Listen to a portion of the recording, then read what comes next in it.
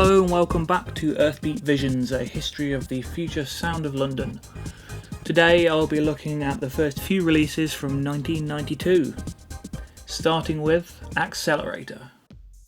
It took them a while to get there, but in mid-1991, Brian Dougans and Garry Cobain completed their debut full-length, long-playing album Accelerator, designated the alias The Future Sound of London. By this point, FSOL was one of only two projects, the other being Intelligent Communication with the subdued techno-EP Principles of Motion, to fly in the face of UK dance music conventions at the time.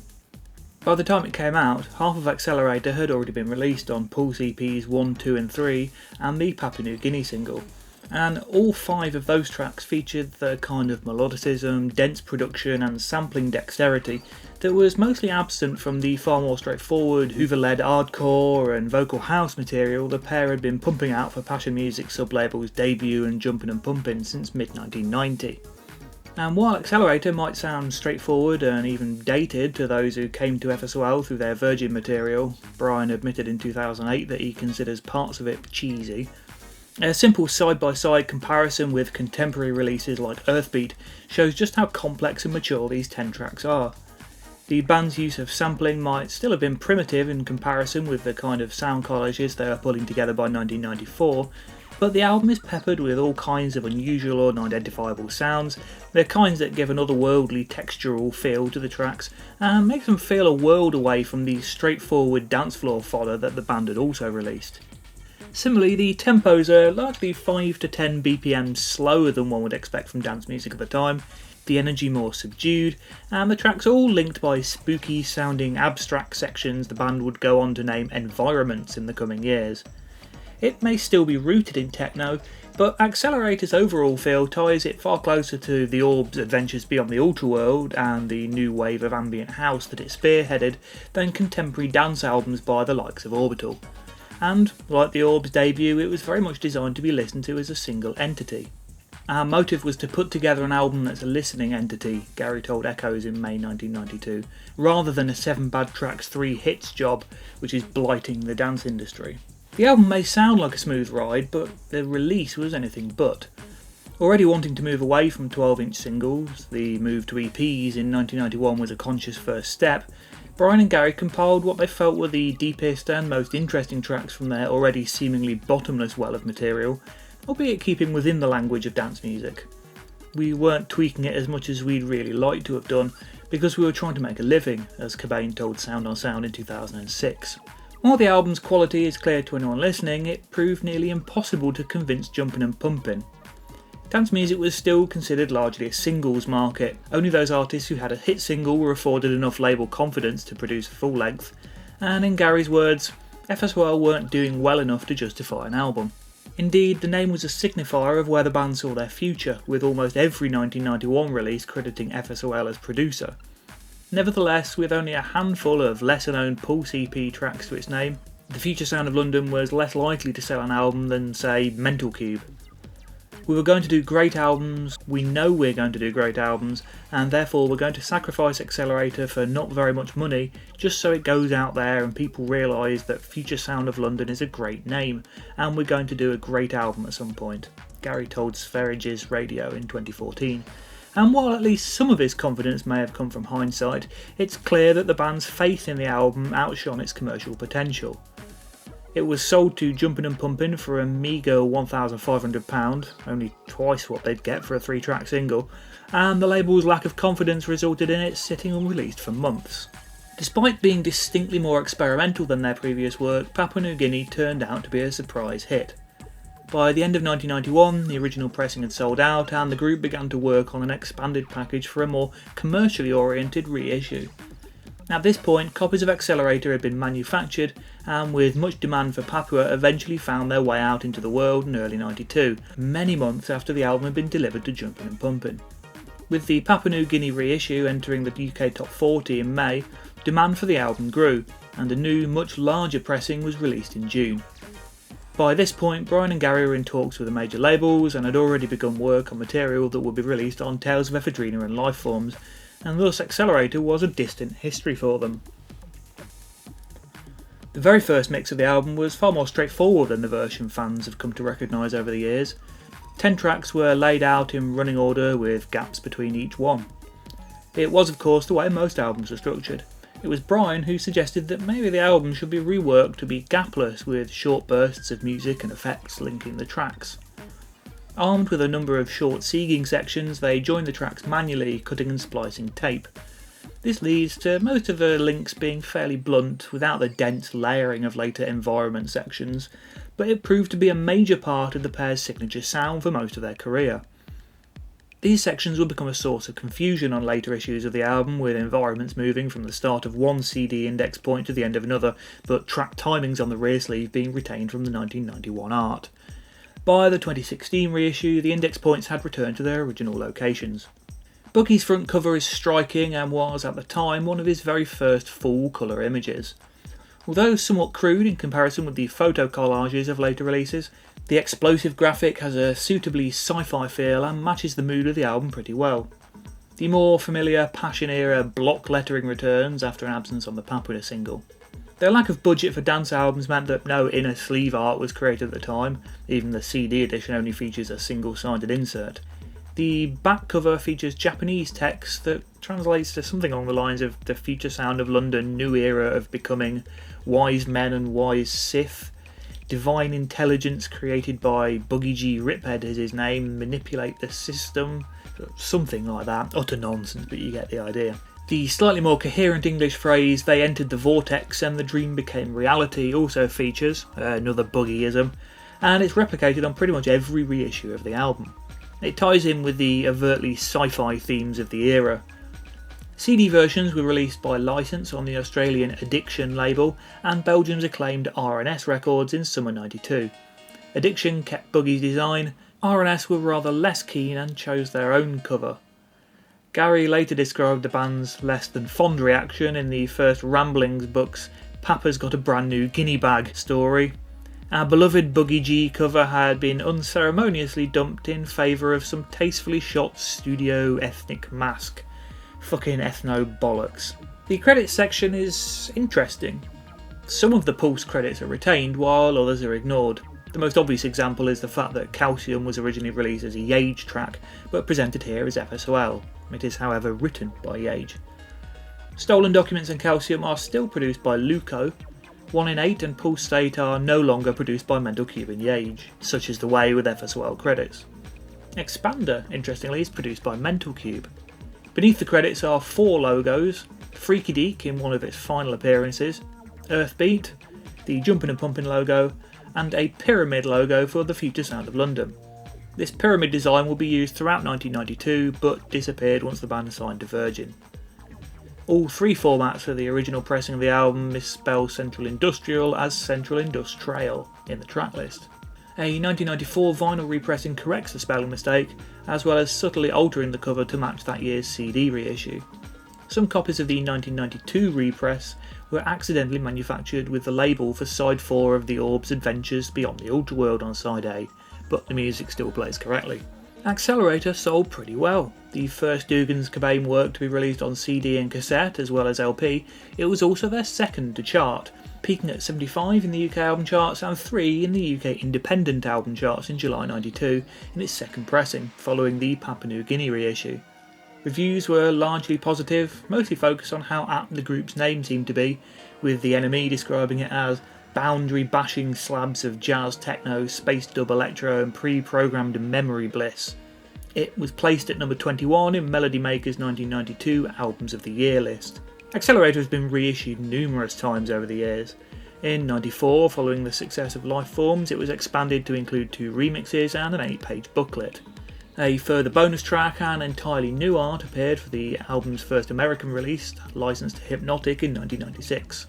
For its 10th anniversary, a deluxe 2 CD edition was issued.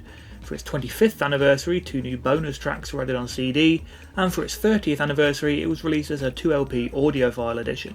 In 2009, before the vinyl revival gained mainstream awareness, the 1991 edition of the album was licensed to reissue label Music on Vinyl for a 180-gram repress. Typically for a licensed FSOL release, a glaring spelling mistake appeared.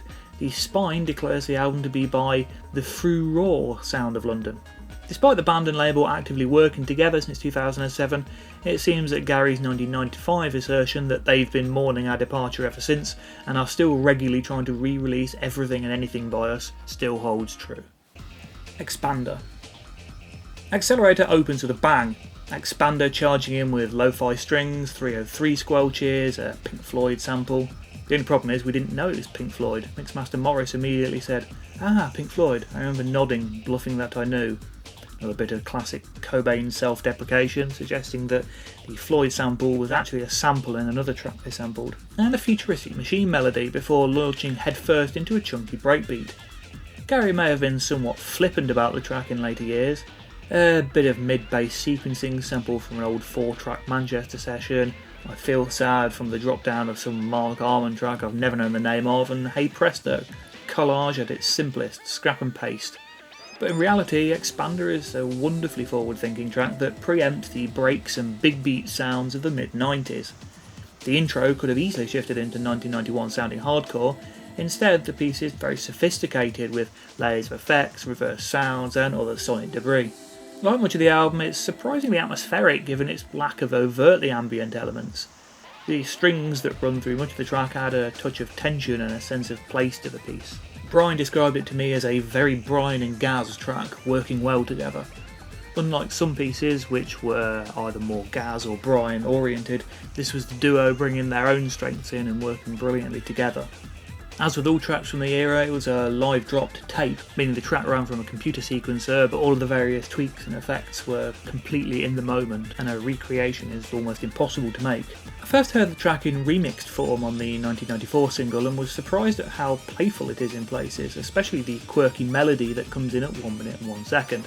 It took me quite a while to get used to the original with its additional melodic lines and numerous breakbeat loops. Over time, however, I've grown to prefer it, the remix sounding decidedly more dated in hindsight. If we're to judge FSOL by their albums, then Expander is the real introduction, and it performs admirably. The ambience and complexity subverts the expectations of a 1991 breakbeat track, and it contains numerous sounds one would never originally recognise as samples, and it has an unpredictable structure. The aforementioned quirky melody stays around for a minute, climaxing in some intense arpeggios, and then never appears again. It would have been easy to bring the tune around again to be used as a hook, but the second half of the track brings the focus round to the strings and samples. And just when you think it has nothing new to offer, the outro introduces a totally new 303 line. It's the kind of touch that no one would ever really miss if it had never been introduced, but it's a great example of the attention to detail that Dougans and Cobain bring to most of their work. Aside from the main track, Expander also includes another soon-to-be standard FSOL element, the outro environment. While far from the collages of field recordings, acoustic instrumentation, film dialogue and other unidentified samples that form the bulk of later environments, the section is nevertheless strange and evocative, a run of unusual looped sounds, synthetic noises and fluttering synths that leads directly into Stolen Documents. It says, "This is not just a collection of tracks, this is a musical journey," and it says it with confidence. Stolen Documents I spoke about while discussing the second Pulse EP. While Others Cry. This is a rare example of a future Sound of London song with lyrics. Wordless vocal samples have long been an FSOL staple, but straightforward, coherent words are generally kept to spoken word samples. Yage's Carrying Mine has long been publicly acknowledged as the source of the vocal, with 3 lines, one repeated, used throughout at a couple of points in the track. "That's the only way I like vocals," Garry told Melody Maker in '92. "To take just 1 or 2 lines gives it an outer worldly feel that doesn't really date. I find generally that people with a message can only be appropriate to one time in your life, and as soon as that time is over, they lose their allure. Consequently, these days I'm into just a snatch of a vocal sample which doesn't ever age." Quite a contrast with the very lyrical approach to 21st century Amorphous tracks, but it is certainly a perspective that makes most sense in context of FSOL. Musically, the piece carries on from Stolen Documents with more jazzy chords, albeit in a more subdued way.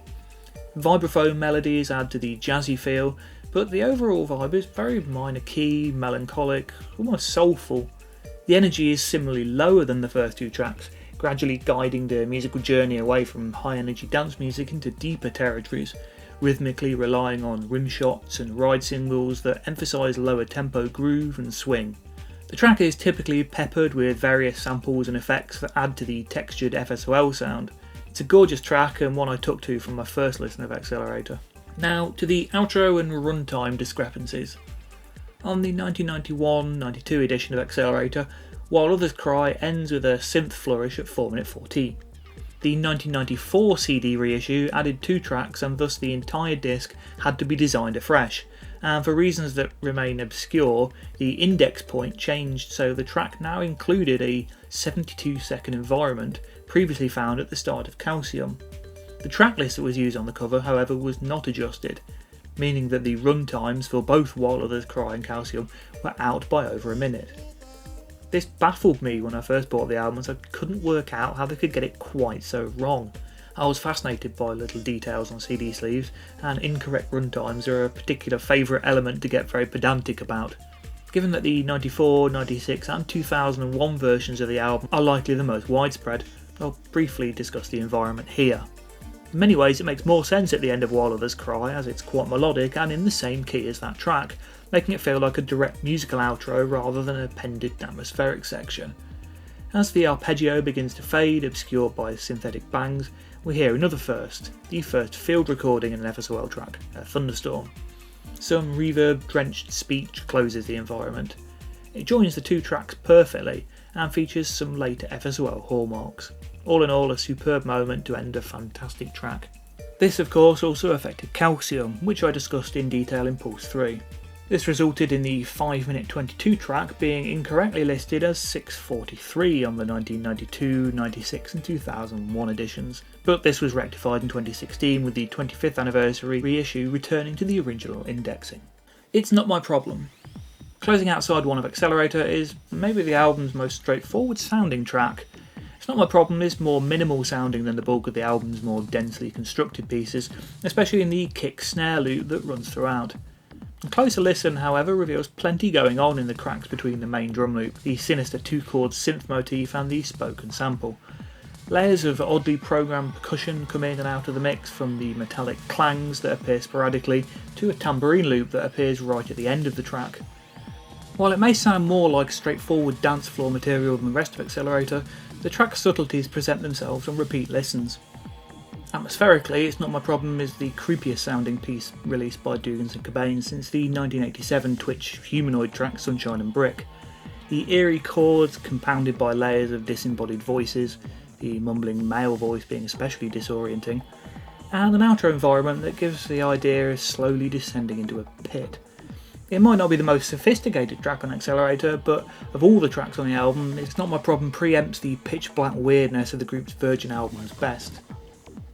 The indexing issues that lead to different runtimes are based around the outro environment here, with the 94, 96, 2001 version taking an extra 15 seconds of the Calcium outro. And on the topic of environments, the echoing booms in the outro here also appear on the archive track Walls of Thought. Papua New Guinea.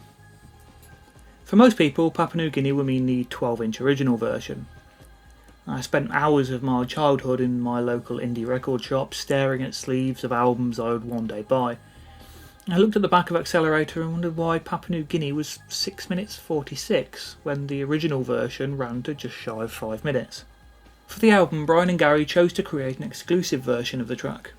There's not actually anything new here, it's literally the first half of the Dumb Child of Q mix added to the start of the 12-inch original, but it really works. Those first 2 ambient minutes are almost an environment in their own, giving the track a certain grandeur that suits the album's attempt at being something more suited to home listening than dancing. Papua New Guinea doesn't sound like anything else on Accelerator. While the album is clearly compiled from the band's most sophisticated forward-thinking material recorded between 1990 and 91, it's still rooted in 4 to the Floor and sci-fi synths. Papua has an earthy feel that separates it from the rest of the album. Of course it's on here, not even FSOL would be oblique enough to omit it, especially at this stage in their career, and it starts the second side on a fantastic note, but it always sits slightly uncomfortably between It's Not My Problem and Moscow. The album version would later be used on the Future Shock video, a compilation featuring tracks by other artists working on the fringes of ambient and techno at the time, including The Orb, Higher Intelligence Agency, Aphex Twin and Banco de Gaia. The band weren't especially fond of the result, described later by Garry as a rather sketchy video for Papa's Got a Brand New Guinea Bag, all sacred stones and video mixing. It was poor, but it was clear he had the vision. Nevertheless, copyright strikes resulting in the original video being repeatedly taken down from YouTube means this version has kind of become a de facto official video on the internet. Moscow. After the ethereal strings and vocals of Papua New Guinea, Moscow is a very swift return to normality, an oddly stilted drumline, jarring synth samples and a grumbling bass line. Washes of digital sound and conga rolls send the track off into a totally different direction before the June sample from My Dreams So Beautiful flies in, fresh from its previous use on Tingler. Moscow has always been my least favourite track on Accelerator, and I think that's partly down to the fact that I just can't get my head around it. The jazzy stabs and congas hint at something resembling a 70s spy film theme, while the drums are just downright odd start to finish. The atmospheric breakdowns recall Planet of the Shapes, a track by Orbital at their classic sci-fi peak, yet the flute and vocal samples tie into the exotic otherworldliness of later FSOL. I've never been convinced that all the elements work together, and ultimately I've never really felt it conjured any images in my head in the way the best FSOL tracks do. Still, if nothing else, it's bloody odd, and that makes it FSOL through and through. 1 in 8. I briefly discussed this track earlier in the series when discussing Pulse 2. In terms of its positioning on Accelerator, it's possibly one of the album's less strong tracks, certainly lower on memorable melodies and atmospheric elements than the classics surrounding it. Not a bad track by any means, but it's no Expander or Papua New Guinea. The use of indecipherable female vocals, a technique used heavily during the Virgin era, is the most overt FSOL element. Leading straight into Pulse State on the album, indexing issues have meant it's taken on a number of different runtimes, most obviously on the 1996 Hypnotic version of the album, which inexplicably includes the first 90 seconds of Pulse State at the end. Pulse State, once again I discussed during Pulse 1, although it has been plagued with inconsistent track indexing on its numerous CD issues over the years as part of Accelerator. The 1991 edition and its 25th anniversary reissue in 2016 feature the full track plus links to its surrounding tracks, adding up to 7 minutes 27. The 1992 and 2001 editions feature a truncated listing, with the opening bars appearing at the end of 1 in 8. Hypnotic's 1996 reissue in the US is a joke, with the first minute added to 1 in 8 as I previously stated. The Pulse EP edition, with no seeks to other tracks, runs to 7:19, and is a rare example of being able to hear the start and end of an FSOL track that is familiar to most listeners as being part of a seamless mix. Central Industrial. The Future Sound of London have been my favourite band for as long as I can remember, and yet, as much as I love their music, I always thought they were never very good at album closers. This has actually changed since the Environment series started, but it's something I still think is true for their 1990s material. Most bands would have ended on Pulse State, the big emotional epic that sounds like it was written to end an album. Instead, Brian and Garry chose to finish their debut album on a 4-minute slice of mid-tempo electro that doesn't sound quite like anything else in their catalogue. Not that Central Industrial is in any way a bad track, the title suits the music and both suit the kind of sci-fi electronic feel of the album. Another film sample, Welcome to Central Industrial, We Are the Future, from Ghosts of the Civil Dead, adds to the mood. Kraftwerkian synth arpeggios and an R voice sample keep things rooted heavily in minor key mode, and the future Central Industrial are offering feels decidedly dystopian. To be fair, the track's outro, sparse synth blobs gradually becoming more abstract and fading to nothingness, probably provide a better outro than the quick whoosh and silence Pulse State would have given, but the overall feeling is of a strangely subdued ending. Still, it's a strong track in its own right, and it closes Accelerator on a fine note. In 1994, it would also feature as a B-side on the Expander single. Yage, Fuzzy Logic, release date February 1992. The Yage alias predates almost all others in the FSOL catalogue, appearing as an engineer on the pair's first release, AST, in July 1990. In the intervening years, the name has become one of their best known aliases, credited as an engineer on almost every record from 1992 onwards. Throughout 1991, however, it only appeared occasionally, most notably providing the track Calcium on Pulse 3, a piece that would later go on to be reassigned to the FSOL project for Accelerator. For many fans in the 90s, it was easy to believe that Yage was indeed an individual. There's a particular photograph of Brian in the ISDM white booklet which I always imagined was a shot of Yage. During the Passion Music era, it only had one standalone release to its name, Fuzzy Logic or Fuzzy Logic EP, depending on whether you're reading the sleeve or record labels. After returning to releasing 12-inch singles in the second half of 1991, Brian and Garry returned to the EP format for what would be their final new Jumpin' and Pumpin' release before they began talks with major labels. Previous EPs had largely been multiple artist affairs, the Pulse series, or stylistically tight like Principles of Motion.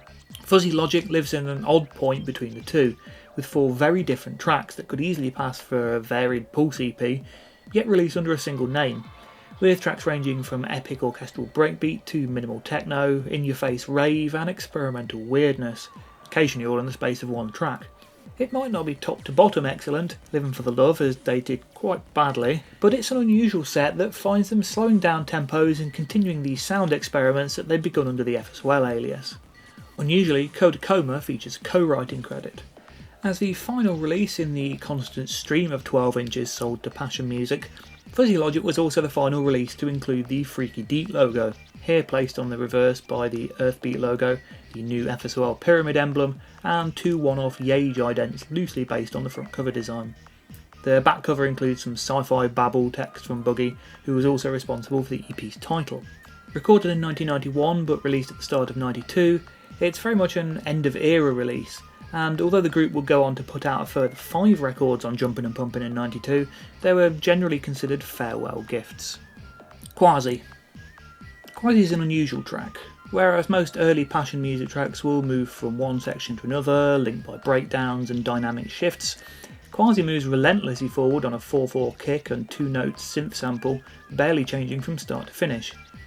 Using this as a simple canvas, Brian and Garry then layer colours and samples from all ends of the electronic spectrum, from some rave-adjacent techno stabs that are full on 1991, to bird field recordings that run close to Lifeforms-esque atmospherics, a pensive string melody, gurgling 70s-style analogue synth bubbles, a spy film flute melody, and computer game explosions. Although it has melody coming out of its many orifices, the track's focus is entirely on atmosphere. The field recordings and strings in particular feel much closer to Virgin-era FSOL than even Accelerator, even if the form is entirely rooted in dance music. What feels like a very minimal track due to its hypnotic repetitive elements is actually an astonishingly detailed piece when listened to close up. Unsurprisingly, Quasi was chosen to open Fuzzy Logic and later appeared on Earthbeat. The track was a favourite of Colin Dale on Kiss FM. Coda Coma. In the pre-Isness years, the only time a Dougans Cobain track would feature a co-writer would be due to licensing a sample. Except for Coda Coma, an epic breakbeat track co-written by Carissa Severio, aka DJ Rap, credited as Pajnuti Severio.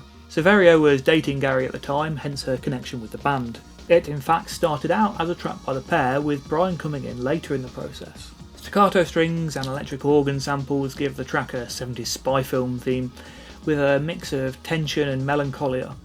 This is offset by punchy, if somewhat laid-back breakbeats, and a wailing female vocal sample, both of which bring proceedings back to the early 90s.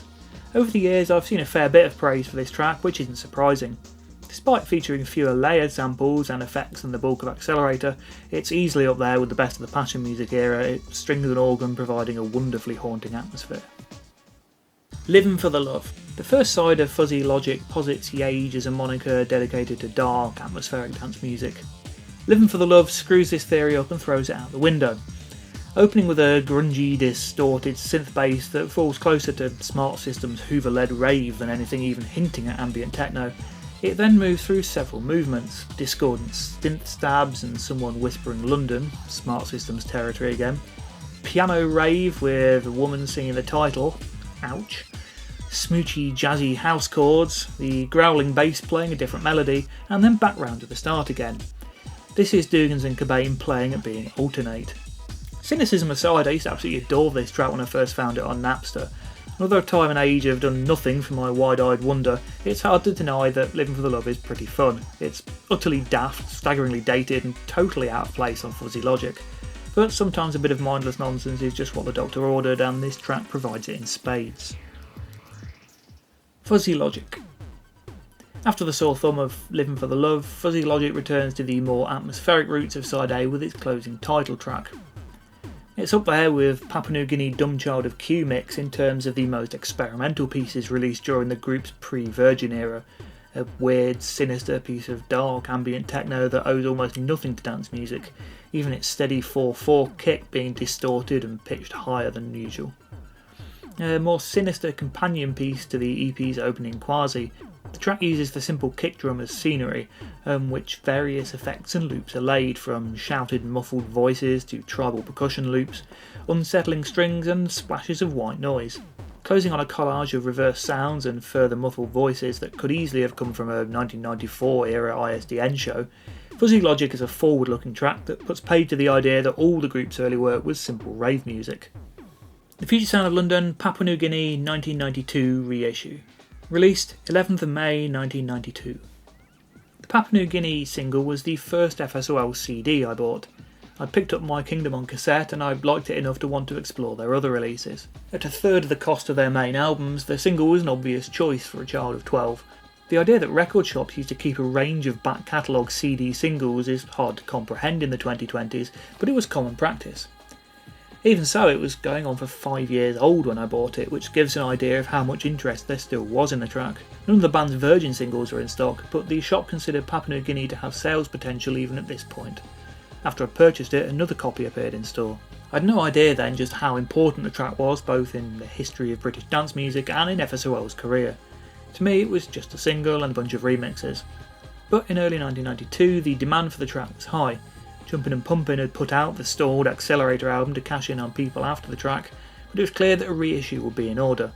Brian and Garry rose to the occasion. Instead of doing a straight-up repress of the original 12-inch, they and the label prepared a full commercial single, 7 new mixes, including 2 from name producers, and released on chart-friendly formats like CD, cassette and 7-inch, as well as the 12-inch. And the chatter around the track was enough to get it radio play, even from unlikely daytime radios like Jackie Brambles and Steve Wright, and eventually chart success, entering the UK Top 40 at 27 on the 23rd of May 92, peaking for 2 weeks at 22 and eventually dropping out of the top 100 in July.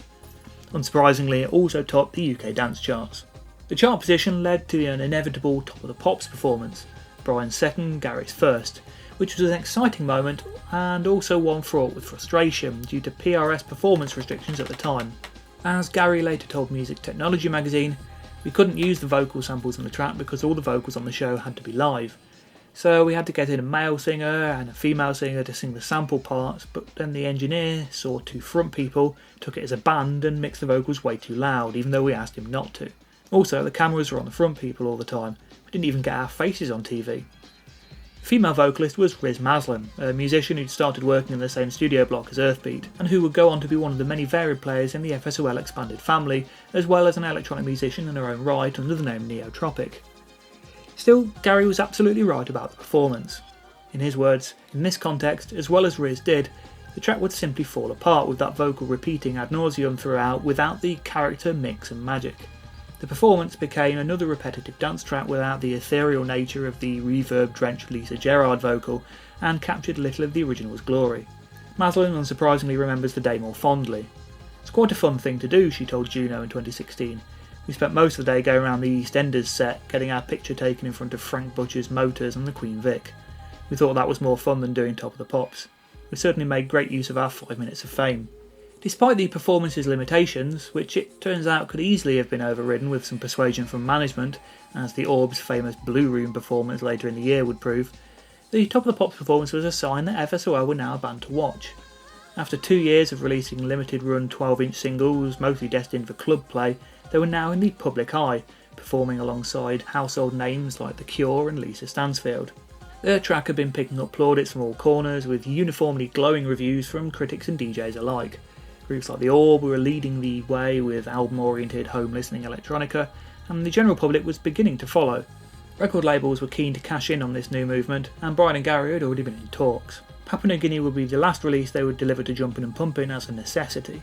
The band created 3 new mixes for the single, plus the inevitable radio edit. Only one, Journey to Pyramid, was a radical reworking, with Dub Mix and Monsoon Mix being more of a sketch and an alternative take, respectively. A lot of attention was given to Andy Weatherall's mix, which appeared in 3 forms: a full 11-minute 30 mix, a 10-minute cut for CD, and a 3-minute edit for 7-inch and cassette versions. 808 State's Graham Massey also provided a remix, and friend of the band Hamish MacDonald was responsible for a 3rd reworking. In what would become common practice in the 90s, the various mixes were spread out over different formats, the Monsoon mix being a 12-inch exclusive, Hamish MacDonald's version only found on the CD, the Weatherall edit only on the 7-inch and tape, meaning 3 purchases will be required to collect all 9 mixes and edits. Over the years, the CD fan has been best served with every version eventually released on the format. Although not as satisfying as the band's later multi-part singles, the CD and 12-inch releases do offer an enjoyable 40-minute listening experience that hints at the long-form approach they were keen to follow. The release could easily have come out with the original 3 tracks and a radio edit and would no doubt have achieved similar success. For his part, Buggy put in a lot of work. While the front cover may just be a slightly warped version of the original, albeit with the more typical block lettering, the 4 different release formats have different back covers. A version of the mask image with motion blur for the 12-inch, a forced perspective version backed with map imagery for the 7-inch, a striped pyramid for the cassette, and a cobweb-like design for the CD. Several different fonts are also utilised over the various designs, and all 4 feature the Earthbeat and FSOL pyramid logos. Freaky Deek is nowhere to be found. As with all 3 CD singles from this era, there's no text on the spine. A misprinted version was made with plain black labels on side A clear pressing was tested but never widely manufactured. The popularity of the single led to it being licensed to ZYX in Germany and R&S in Belgium, the ZYX featuring fewer tracks but retaining Buggy's artwork, including the Andrew Weatherall mix advert on the front despite it being absent from the 12-inch, the R&S 7-inch utilising the fucking ethno bollocks cover and a couple of glaring spelling mistakes, Papua New Guinea and Graham Massex. Graham's rant about Papua New Guinea is well documented in the Papa's Got a Brand New Guinea Bag story found in Ramblings of a Madman Volume 1, in which the spelling mistake is lampooned, not only on this release, but the award for Best Techno Track at the 1992 Mixmag Awards. To this day, bootleg remixes and people talking about the track online still regularly spell it as Papa, much, one imagines, to Garry's chagrin. Papua New Guinea would go on to define the band to wider audiences and would be reissued numerous times over the following years. Hypnotic licensed the 1992 CD single in 1996. New remixes were brought together for a 10th anniversary reissue and anthology. A fan bootleg was authorised as an official remix in 2007 and then once again in 2024. FSOL themselves gave the track a long overdue long-form single reworking as translations in 2001. Those fans who followed the group in their virgin years and later are unlikely to consider it the band's best track, neither do the band, but its importance in their history is impossible to overstate. Papua New Guinea, and especially its 1992 reissue, rocketed the group from an underground techno production line to a major label broadcast system. The 12-inch original of Papua New Guinea I discussed as the Dali mix in the previous video. Papua New Guinea Andrew Weatherall full-length mix. The Andy Weatherall mix of Papua New Guinea caused a bit of a stir back in 1992. It's by far the most talked about mix in all the press from the era. The legendary DJ and Sabres of Paradise member was a vocal supporter of the track on its original release. Chunky, funky dub techno were his words, and was, unsurprisingly, called upon to remix the track when the band were working on an expanded reissue package. Brian believes this was Gaz's idea. The other 2 Sabres of Paradise, Jags Cooner and Gary Burns, provided additional production and keys, effectively making the remix a proto-Sabres track. Sadly, the popularity of the piece led to some people believing the original was also produced by Weatherall, a myth which still occasionally circulates on social media. Hearing the track at the age of 12, I was hit with an uncharacteristic amount of cynicism. It sounded utterly naff to me. Synth strings and trumpets playing what sounded like a 70s sci-fi show theme tune.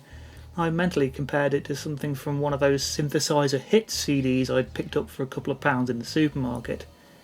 Listening back now, I'm slightly more sympathetic towards the piece, but I still find it exceptionally cheesy and remain baffled as to its popularity. It certainly retains none of the ethereal beauty of the original. After 5 minutes of pompous orchestration, the remix heads into something that more closely resembles the original, with a restructuring of the track's piano motif. And then there's the chant section. Cobain, usually outspoken, left a gap to describe his distaste of this part when talking to Echoes in 1992. I think his first 7 minutes are really good, but then those chants come in. And then it's back to the sci-fi theme once more, gradually building down to the end. Still, for all my dislike of the track, it remains arguably the most popular outside remix of an FSOL piece, so it must have done something right. The full version was initially only released on the 1992 12-inch, with a slightly cut-down version included on the CD to keep it chart eligible, although no reference to this cut was made on the sleeve. Similarly, the 3-minute mix on the 7-inch and cassette editions are also simply listed Andrew Weatherall mix. For the 2001 reissue of Accelerator, a bonus disc of Papua remixes was included, featuring the first CD appearance of the full Weatherall mix named Andrew Weatherall Full Length Mix. Papua New Guinea Andrew Weatherall mix. Chart rules regarding CD singles in the UK have always been stringent. At one point, singles were allowed to have a maximum of 8 tracks and a maximum runtime of 39:59. The Orb most famously played up to this with their single track 39:57 mix of Blue Room being the longest single ever released. In some ways, this left the UK short-changed in comparison with some territories, see Underworld's 74-minute Scandinavian release of Dark and Long, and their 9-track US release of Pearl's Girl of similar length. In the case of Papua New Guinea, instead of cutting a track, the decision was made to simply cut the last 2 minutes of the Andrew Weatherall mix. Effectively, only the final breakdown was removed, losing no original sections. That said, the actual fade-out is sloppily done, the track going from full steam to silence in the space of about 3.5 seconds. For the 7-inch and cassette releases of Papua New Guinea, the Weatherall mix was cut to an almost ludicrous 3 minutes 9 in length. Papua New Guinea 7-inch original, also known as Papua New Guinea 7-inch original version, and simply Papua New Guinea. The radio edit of Papua New Guinea, and thus the version most commonly heard by members of the public. That said, by the late 90s, the only mix you'd ever hear on the radio was the 12-inch original with its seemingly endless outro section. Nevertheless, this is the version played on the radio and television in the early 90s, including forming the basis of the Riz Maslin-fronted Top of the Pops performance. Structurally, the edit is pretty much the same as the 12-inch version, only cut down. There are no sections missing, simply shortened in time, although the final climax of the track suffers most, barely getting a chance to build before simply ending. On the 7-inch and cassette editions of the 1992 single, the track is simply listed as Papua New Guinea. The 2001 promo refers to it as 7-inch original version. Papua New Guinea dub mix. Little more than a brief interlude, the dub mix of Papua New Guinea starts with the main vocal sample before moving into, unsurprisingly, dub territory with sampled bass and drums. Where many acts would have used this as an opportunity to provide a full-length dub workout for chill-out rooms at the time, Brian and Garry, ever idiosyncratic, cut the beat after 30 seconds and closed out the track with a bunch of samples and sounds. Running to just over a minute in length, it feels the least essential of all the Papua remixes, and yet it was included on CD and 12-inch releases in 92, the US 1996 release, and even the 2001 expanded reissue of Accelerator. Clearly the band have some fondness for the short track. Papua New Guinea Journey to Pyramid. The most radical of the band's 1992 reworkings of Papua New Guinea, Journey to Pyramid is almost a separate track in its own right. It still features a cut-up version of the Lisa Gerrard vocal, and a few of the synth sweeps and effects from the original, but without the vocal sample it could easily pass as an entirely original piece that simply reuses some sounds, a common practice throughout the group's history. The title is fitting, and apparently pyramid was a favourite word of the band at the time, with a dusty-sounding synth pad suggestive of sweltering desert heat, as well as a faux Eastern-sounding arpeggio melody. The mood is very different to the original, but hugely evocative in its own way. Certainly the synth sounds have dated a little worse than those of the original, but the track has always been one of my 1992 favourites, and it's an early sign of the band's willingness to expand a track into wholly new territories on a single. Papua New Guinea Monsoon Mix. The Monsoon Mix is an oddity, offering comparatively little in the way of new material. If anything, it feels like simply an alternative take of the 12-inch original created while they were still working out the track structure. However, I asked Brian and he said it was intentionally made for the single. Opening with synth pads, a more atmospheric version is hinted at, but other than a stripped down section starting at 1 minute 46, in which a few additional sounds are added, the rest of the track plays out very similarly to the main version, albeit in an occasionally different order. The brief synth breakdown at the 3 minute 15 mark is a highlight, but otherwise it offers very little other than being a curio. Papua New Guinea Graham Massey Mix. The second outside producer to remix Papua New Guinea was 808 State's Graham Massey, a longtime friend of Brian. Although starting like the original, his version, much like Andy Weatherall's mix, heads into very different territory, moving into a jazzy sound not too dissimilar to some 808 State material from the same time, with warm synth chords and a saxophone melody. Unusually, the track uses some of the breakbeats only found in the Journey to Pyramid mix of the track, which gives the impression of it being a mashup between Massey's version and Journey to Pyramid. This also gives the single an overall linked feeling which works to its benefit. Papua New Guinea Dumb Child of Q mix I discussed in the previous video. Papua New Guinea Hamish MacDonald mix. With two big name producers signed up for remix duties, Brian and Garry turned to their friend and occasional collaborator Hamish MacDonald to round out the 1992 reissue. MacDonald had rapped on Tingle and Meltram mix the year before simply as H, and here turned to their kind of sample plundering ever so well were themselves known for. The mix reframes the track as a tribal ambient piece with bongos and tinny drum machines replacing the original breakbeats, most of the synths replaced by layers of effects and unusual samples. Spoken word, oddly grating synth strings, burbling synths, birdsong, spy film flutes, and an atmospheric outro derailed by mumbling spoken word. It's a surprisingly quiet mix after the previous 7.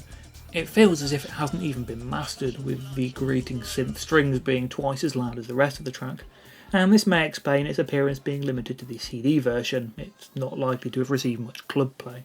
Although lacking in some of the group's later finesse, the mix, with its laid-back percussion and layers of samples, strangely plays out closer to Tales of Ephedrina and Lifeforms than anything the band themselves were releasing at the point. Some fans have even speculated that MacDonald was given a helping hand by Brian and Garry when producing the mix. I've always loved the track. Something about its oddly textured, frequently sinister atmosphere makes it stand out ahead of much of the more overtly club-oriented material of the time. It was the track I gravitated towards most on first purchasing the single at the tender age of 12. The re-release was on top of every buzz and indie chart. It charted in the top 40. Brian recalls a recording of Pete Tong playing it the week before release, saying this is going to make a serious dent in the UK charts next week. The midweek charts placed the single at number 18, and Brian and Garry realised that they'd finally made it. Martin Barter, at their newly signed management company Freedom, was getting calls from all the major labels at this point. The labels who'd previously shown some interest were even more keen at this time. Rob Manley was a house DJ and a Virgin Records employee. He owned the Virgin sub-label Union City, and he was working as an A&R man for the label. He heard Papua New Guinea played by Sasha and Dave Durrell at a Kaiser Soul Weekender. It was Dave Durrell who he asked for the identity of the track. Inspired by the huge impact the track had had on him and the crowd in general, he started researching the band and found out they were managed by Martin Barter, who he'd already worked with. It was late spring or early summer '92 when Manley finally met up with Brian and Garry to start negotiating a deal. A few months were spent on this, but eventually a suitable deal was made. There are many stories about the band interviewing people from different labels. The most famous one being that the band put out a wet chair and asked the A&R people to sit in it. Apparently Rob Manley was the one who didn't, and that was the reason they chose him. This was an embellishment for a good story in an interview. The wet chair was actually accidental, and a member of the London Records team sat in it and squirmed. Manley, however, made a good impression on the group, and they were very keen to work with him. It was an iconic label that had released many of the band's favourite music, both Tangerine Dream and the Sex Pistols, defining Brian's musical childhood. Rob Manley was, of course, a House fan and wasn't expecting the direction the band would take when signing to Virgin. But that is all another story for another day. Next time on Earthbeat Visions, I'll be looking at the final releases the band put out on Jumpin' and Pumpin' in 1992. In the meantime, I'd love to hear your thoughts on Accelerator, Fuzzy Logic and Papua New Guinea. Please leave them below, and there are also like, subscribe and share buttons you might want to press. And I'll see you next time.